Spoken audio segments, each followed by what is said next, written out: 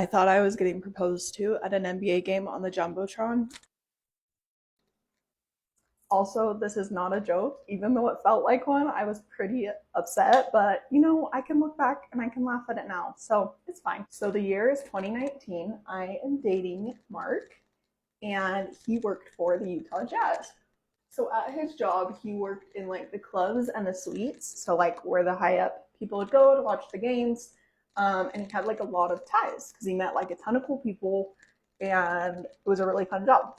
Anyway, because he worked for the Jazz, he had to go to every game, and I usually would just stay home. Well, one day he's like, "Hey, I got us tickets to the game, and I want you to come with me, and we'll make like a date night out of it." And I was like, "That's weird. Like, you would have had to take work off and buy these tickets, but whatever, let's go." Anyway, so we're getting ready to go to the game, and he's like, "I bought us matching jerseys." And I was like, "Oh my gosh, like that's so nice."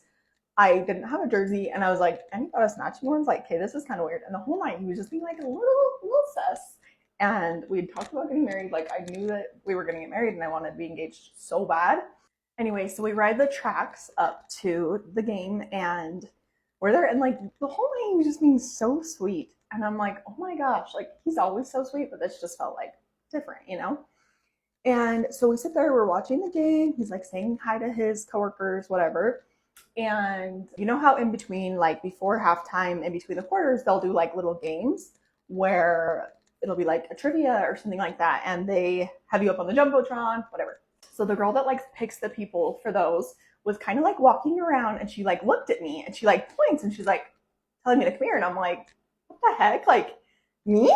So then I get up and she's like, hey, you two come here. So we like get up and we go over there, and she's like, do you guys want to like be on the next game? You don't have to do anything. Like, you just take this prize. And I'm like, sure.